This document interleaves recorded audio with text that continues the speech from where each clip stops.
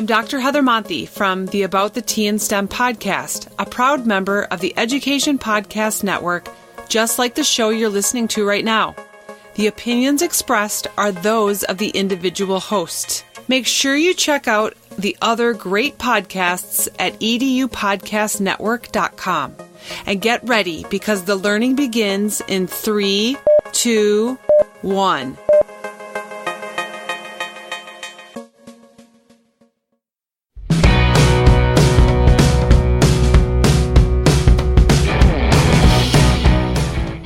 Welcome to episode 75 of the Google Teacher Tribe podcast, your source for the latest Google for Education news, tips, tricks, and ideas you can use in class tomorrow. I'm Matt Miller from ditchthattextbook.com. And I'm Casey Bell from shakeuplearning.com, and I cannot wait for you to hear today's episode.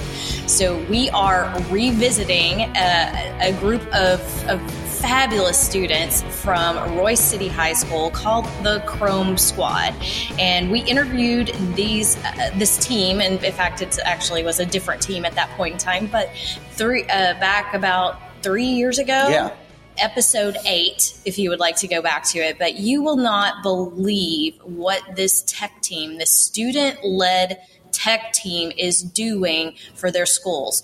And it's run like an organization. They are using design thinking. They are goal setting. They are creating their own podcasts, which, by the way, we heard was modeled after the Google Teacher Tribe. So Very honored. Yes. And we are just so excited to share this group with you. In fact, we wanted to talk to them for a little bit longer. So this episode is really just focused on sharing these amazing students with you. And we hope you will be inspired to implement these ideas in your classroom and find ways to use student-led tech help in whatever capacity you can in your schools. Yeah, I know I was definitely inspired. I know there was a little moment there where Casey's heart was touched and she needed to compose herself a little bit. So I might cry, y'all. Yeah, it's a really, really good one. And I think something that's definitely applicable and relevant no matter what your walk of education is. So we're excited to share it with you. Let's take a listen.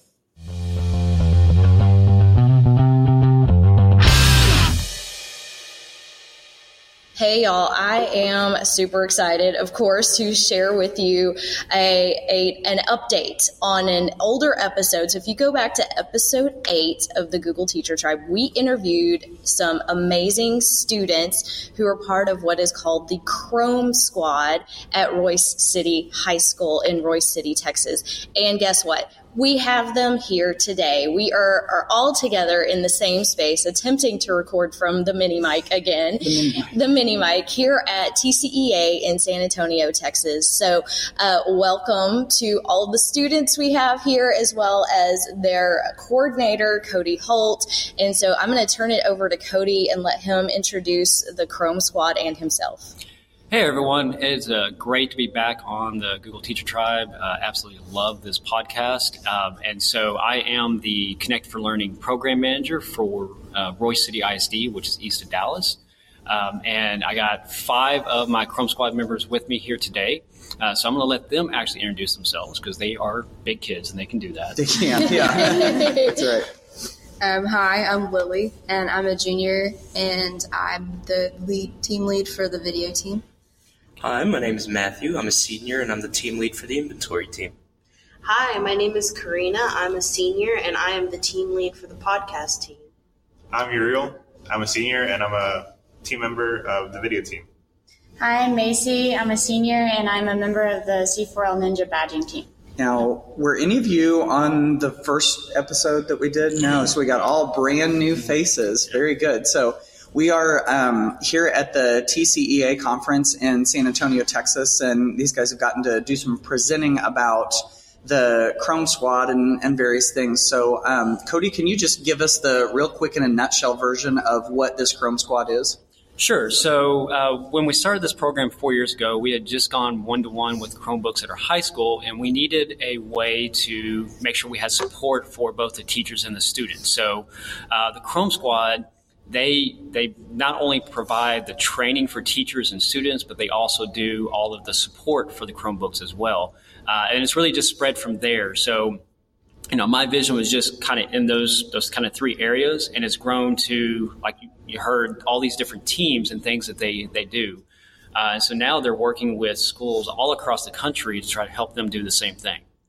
I want to say, too, how amazing it has been to watch this evolve over time, too. So I do have a history of working with Cody and with Royse City over, I don't know, probably the last 6 years or so.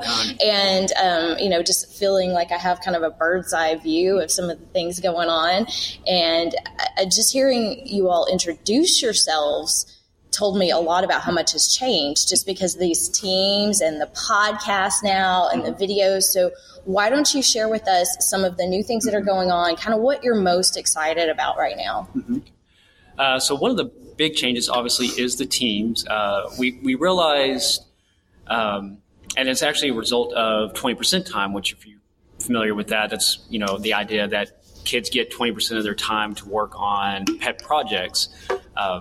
They had these really great ideas, like a podcast, like digital badging, and they were so good that we decided to reorganize the whole program around those ideas. And so that is one big change. But then along with that, there has to be some project planning in place. So Lily, you want to talk about our OKRs? Yeah. So OKRs are our objective key results, and they're how we move forward in our teams and make them better. We start off in the summer and we plan them. At the end, we have an end goal, and then we work backwards each week. So then whenever we come in the first day of school, we know exactly what we're supposed to do and exactly what we're supposed to get done each week. And they can kind of move around what we've accomplished. We can adjust our goals to where we know we can try to accomplish them, even though there's only a 70 to 80% success rate, so that even if we don't reach those goals, we're still better than we were before we started them. Yeah. And so all that comes from this idea that we don't want to stay static. So Matthew, talk to us about this idea of novel versus novelty.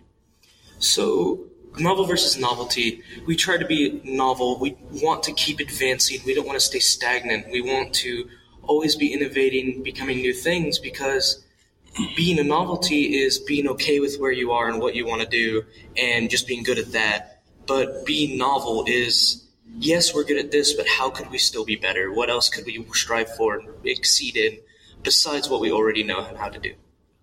And so one great example of that is we had a team that was doing blog posts, and then we realized kids don't read blogs. So we realized there's something better out there. We need to kill off something that is good for something that's great. And so we switched to podcasts. And so Karina, she's the podcast lead. She's going to talk a little bit about that. All right, thanks. So the podcast team is a new team that we have just added this year. And it's just three of us, and all three of us had never done anything like that before, but it's an incredible opportunity to get to do something like this because I'm so excited about it. I'm very passionate about this new project, new endeavor that we're going into. I think it's a great way. It's a much better way to reach a wider audience because it's just like more accessible, in my opinion. You can listen to it while you're driving, listen to it while you're cooking or cleaning or anything like that. And I just want to make sure that you tell everybody what is the name of the podcast and how do they find it? How do they find it, exactly. All right. Yeah. You can find it on iTunes. It's up on iTunes right now under Connected for Learning Podcast, and it will be up on Google Play very soon. Nice. How many episodes in do you have? We have one. We have a teaser, and we are working on our full-length episode that should be up in the next couple weeks. Woohoo! Excellent. Yay. Very good. Yeah. And so starting an endeavor like that, like a podcast, they were coming in like not even knowing how to record. So there's a lot of project planning that has to go into that. And so we actually start that the summer before. And so Uriel, can you talk about kind of that design thinking process we went through? So pretty much he just kind of gave us a poster and a bunch of sticky notes, and he just told us to go crazy. And so we just kind of planned out each and every event that we wanted to do, what we wanted to accomplish during each like quarter that we have, or each third week of that like same quarter, and kind of really sure like about design thinking. I don't know what that was. I'll be honest with you, Mr. Holt, I don't know what design thinking was. So, so design thinking is the idea of rapid prototyping. So you're looking at a very audacious goal. The idea is it's 60 to 70% chance of success. And then if you have that goal in mind, you can start to project plan backwards and very quickly come up with how are we going to get this accomplished? It's just like OKRs. They are like OKRs. Yeah. So when you look at the different parts of this team, I mean, you got the podcast, you got the inventory, you got the, all of these different things that you guys, that the students are doing. It makes me think about, the schools where, anyone that's listening is working. And if someone's just getting started and on this, they're hearing this and they're going, this is such a cool thing. I would love to have, students doing maybe not all of these parts right away, but, start to build something sort of like that. Where do you suggest that they start on that? Like they already have a one-to-one program, or like they're starting? Sure. Or if, let's say that they've got some technology in place. Yeah, core values, core products. Yeah, basically. And they want to give students some opportunity to lead and work kind of like you guys do. So what we start with is we have these things called our core values. We have 4 of them. We have integrity, quality, respect, and teachability. And we start with these because these are the things that we look for whenever we're looking for new members. That these are the first things that come to mind whenever we're thinking of new Chrome Squad members. And integrity is the value or the quality of being honest. As Mr. Holt says, either you have it or you don't. And quality is kind of an umbrella term for like creative thinking, critical thinking, like coming up with new ideas. We're always looking for people who are like quick on the spot, like problem solvers, and the quality of service that we put out. And respect is like, how can you work with a group of people if you can't have respect for your peers and your coordinator? And then teachability is not only the ability to learn from others or teach others, but it's also the ability to teach yourself when you don't know how to, when you don't know something. And then once we have those in place, then we start with our core products. And this is what we like make sure we have down very good. And we have our customer service, which is like the number one top priority because we work with students and teachers every day. And if one person comes in and they have a bad experience, then it's bad for everyone. And we have our help desk, which is the people who come in and the amount of time it takes for them to get their device like fixed or their problem solved, and the amount of time it takes for them to get out the door, and that's about 45 seconds. And then we have our tech support, which they're the ones that come in and like if their device is like permanently broken that we can't fix it on the spot, then how fast can we get it back to them? Yeah, that's cool. And so that's kind of like if you were going to try to replicate this in another school, that's a good place to start. That's great. So when we work with other schools, we tell them, you start with the core values. What kind of person do you want working for you? Because it's about an organization. It's not about a class. Yeah. Then what is it you're going to be really good at and focus on that first instead of trying to go big scale with everything. And that's really the first 2 really big building blocks. And that's where people stumble is when they don't think through those things first. Yeah. Now, if you have, because a lot of the people that listen to this podcast are like classroom teachers. And so obviously this has grown and morphed to a place where, this is a big part of your daily work. What if we have a teacher in their own classroom? They're like, I love everything about this. How can I start to get more of this in my classroom? Do you have any advice for them? Yeah, I mean, it's really looking at the students that you have. We're doing it at a campus-wide level, but even in a classroom, the principles are still the same. So, if you wanted to do it as a club, I mean, you can do it that way. Or in elementaries, we see it a lot. It's like a pull-out program, so they can do that as well. But it's about, I may not do this with every student in the classroom, but I have those 3 or 4 maybe that seem to have the qualities I want, and I want to pour in some extra time. And they start to kind of multiply out. And what you see, even in a classroom setting, is as you you start to kind of highlight these 3 or 4 kids, other kids go, oh, I kind of like this. What does it take for me to get to there? And like, oh, well, you need to start doing this. And then you start seeing a change in kind of the culture of the kids you have, and everybody moves up. So yeah, you definitely can do this with a teacher in a classroom. Okay.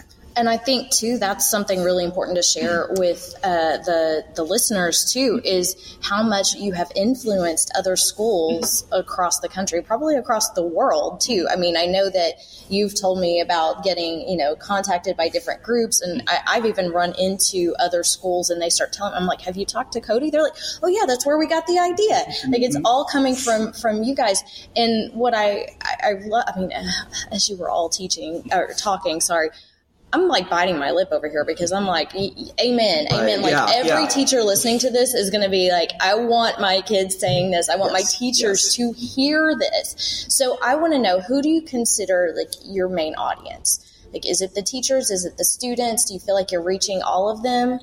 I'd like to say we're reaching all of them more. I feel like it's a definite environment change for the teachers mostly, though, because they've gone from a one-to-one with a CTO or helping with one of them, having one person or a few that help them with each of their jobs. But now we have a 21-member team of students that are helping those teachers with their devices.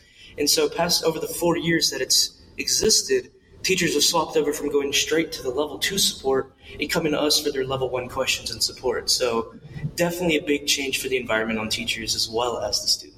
And that's fantastic. And it's a sustainable model. I mean, schools are suffering. I mean, that's part of the reason why you developed this was because there was no way to support one-to-one and hire enough people to do that.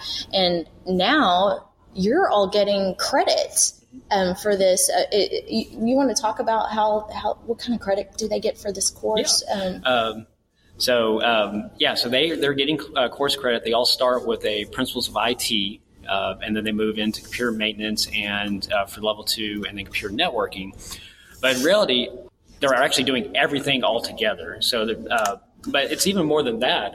One of you want to talk about certifications you'll get. We are, all of us here are Google Level 1 certified, Google Educator Level 1 certified. Wow. And Karina is Level 2, and the rest of us are planning on taking it soon. We're all G Suite certified, and we all have the opportunity to take this because Mr. Holt he wants us to have the highest ability level to help the students and teachers as possible. And Matthew's actually on our inventory team, and he's Dell Tech Direct certified, so he can repair the Dell Chromebooks on the spot. So, and that's free for anyone. And I think next year Mr. Holt's going to make everyone take it. So that's probably good. I'm Matt and I are over here just oh my gosh, we're just so excited, and the things that you're accomplishing and what you represent, and just to tell everybody too, because I know several years in a row you've been bringing a team of students to present at TCEA, and so you've had 3 presentations here, right? Yep. Yeah. And you also have had some other interesting opportunities. You want to talk about that, the opportunities that you've been invited? I think there was a new one maybe that you want to share. Yeah. So actually, I think not long after episode 8, we were invited by Google to go to Mountain View and spend a few days. And Matthew's actually the only one from this group that was on that trip, because that was, 3 years ago? Yeah. I mean, it's a while ago. And so the Mountain View, we have been invited to come to Google's Austin campus, which is I guess it's HQ2 or what do they call it now. And we've done that the last 2 years. They were asked by Dell to come and work with other districts at Dell's global headquarters in Round Rock. And then after their presentation yesterday, someone from Dell asked them to come speak at ISD. So they'll be at ISD this year. Yeah, that's so cool. They're also presenting at the COSIN conference in Portland next month. Yeah. Wow, guys, that's a big deal. I don't know if you all realize it's huge. Yeah, the culture that you've created out of this. I mean, and I love the fact that it's run like an organization. This is not run like a regular classroom that you're just. And I think the way you're all representing your school and the Chrome Squad, and you're so articulate, and you know your stuff. I mean, I have chills, really, seriously. You're just what we wish we could get out of every kid. Sorry. It's just amazing. Yeah. Say something, Matt, before I start crying. Casey's got to compose herself a little bit. So proud. What I love about the experience that you guys have is that you've gotten to work with teachers, you've gotten to work with students, and so you've got kind of a unique perspective on things.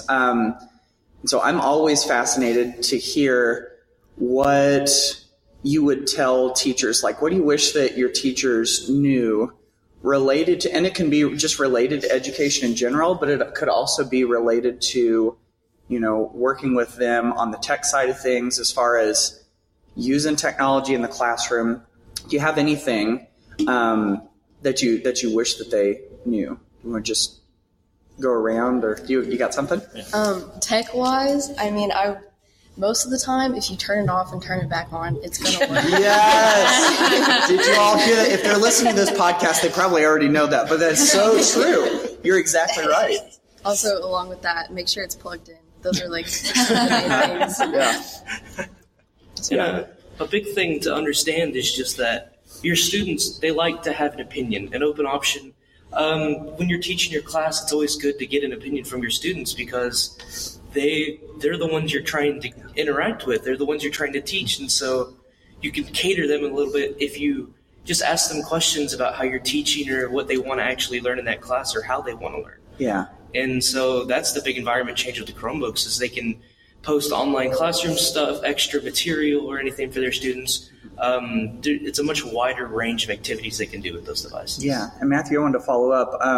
Can you think of, I'm kind of putting him on the spot here, so no is an acceptable answer to this question, but can you think of an example where a teacher got that right that you remember from any class that you've been in? I can think of a couple teachers, actually. They started the school year off, and they actually sent out surveys to the students, and they asked how they wanted to learn, if they wanted more paperwork, if they wanted more device work, if they wanted more lecture time. And based off that, they designed I guess, I can't think of the word for, a lesson plan, that's the word. Okay. So they designed a lesson plan based off what their students asked for, and it's definitely been way more interactive with those students. Yeah. What? Yeah. I can imagine. Mace, you were nodding your head on that. Did you have one too? Yeah, well, I was saying one of my teachers did that at the beginning of the year and was saying, what am I doing well? It was the end of last year. I had one of my teachers say, what am I doing well? What can I improve on? What was your favorite activity? Mm-hmm. Do you enjoy the paper? Do you enjoy the Chromebook more? So I think that definitely helps them along with helping us because we're allowed to give our feedback to the teachers and how they can improve. Yeah, I think that's great. Yeah. I'm really interested to know. So I know you've probably all had different number of years that you've been involved with the Chrome Squad, but I want to know how this is affecting your choices past high school. What careers you may be thinking about or different paths that you want to take or maybe some certifications you want to pursue even past high school. So before I joined the Chrome Squad, I wasn't really sure what I wanted to do. I knew I wanted to be an astronaut, somewhere go to space, but I didn't really know what field of science I wanted to go into. I knew I wanted science too. I'm taking the STEM endorsement, and so I wasn't really sure what to do.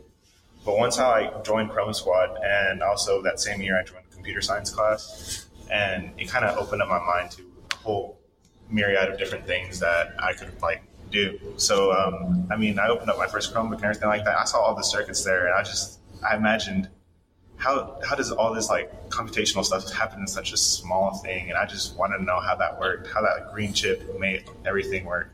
Yeah. And so it made me go into actually major in computer engineering and computer science.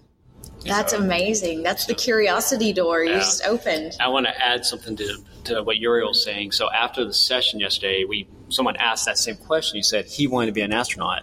And after the session, someone came up to you. And who was it? It was Katie.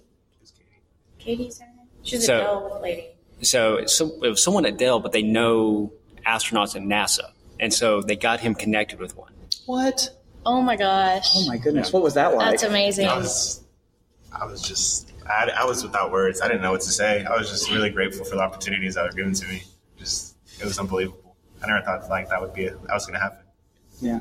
Like, I mean, I was hoping something like that would happen. Yeah. But No, not this soon. that's so exciting. Anyone else want to share? You don't have to. Yeah. Yeah, so out of this group, I've been in the Chrome squad the longest. I've been in here for 3 years since my sophomore year. That was the second year it started, and I came into it wanting to work on technology. I've always had a passion for it, and something I didn't realize was working with other people, interactions, social interactions. I've never been a shy person, but that really opened up my eyes to, yes, I might be tech savvy, but these other people aren't. And how am I going to tell them all the stuff I know in the terms they would understand? So that's definitely helped me be able to actually converse and explain ideas that to me might seem simple, but to other people who don't have that prior understanding, they might not actually be able to understand what I say. Yeah. So I've learned how to talk with students and teachers alike and tell them about the things maybe I know well, but they might not understand, and be able to portray my ideas. You know, that's so huge, because if you look at the lists of the skills that employers want whenever they get new hires, all of those communication skills are right at the top. And you know that in a lot of the tech world, the dream of the employers are the ones who get the boxes and wires, and they get all of the, the coding or whatever, but they're able to tell people about it, and they're able to articulate that. And that's awesome. I'm just blown away. Yeah, we could talk to y'all all day. I mean, seriously, thank you so much for taking the time. I know you probably had to get up a little bit earlier today just to do this with us, and we appreciate it so much. And thank you, Cody, for connecting us back to what's going on with the Chrome Squad. Mm-hmm. And if anybody wants to get in touch with you all or learn more about what you do, where can they go? So you can find us at our website, which is connected4, that's FOR, so connectedforlearning.org. You can also contact us on Twitter. It's Chrome_squad, right? And also on Instagram, they're RC Chrome Squad, I think. I'm not ready for this morning.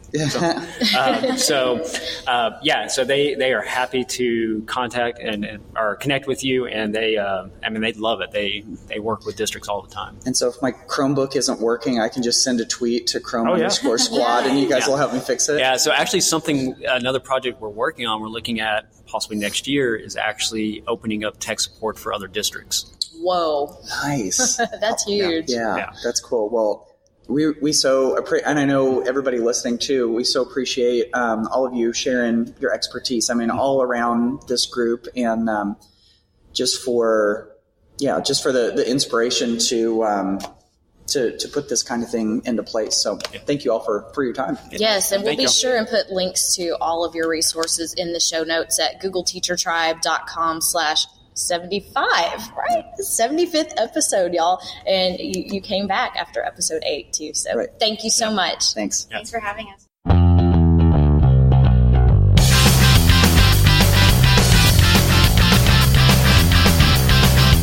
Okay, I hope you have enjoyed this episode as much as we have. I feel like Matt and I could have sat here and talked to these amazing young men and women all day long. The things that you're saying, as you probably realize, did touch me, and I just get so emotional and proud of students. So, I hope that everyone is walking away with some new ideas from this episode.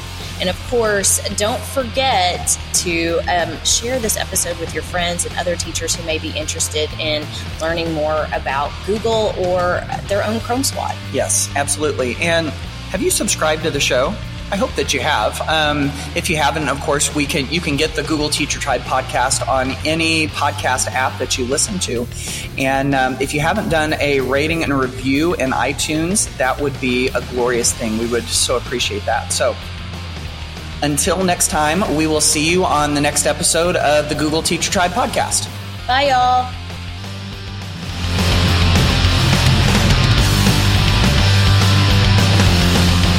Thanks for listening to the Google Teacher Tribe podcast. Keep up with every new episode by subscribing on iTunes, Google Play, or Stitcher, and by visiting googleteachertribe.com. Get in on the conversation on Twitter by using the hashtag GTTribe. Until next time, keep harnessing the G Suite power, and may the Googles be with you.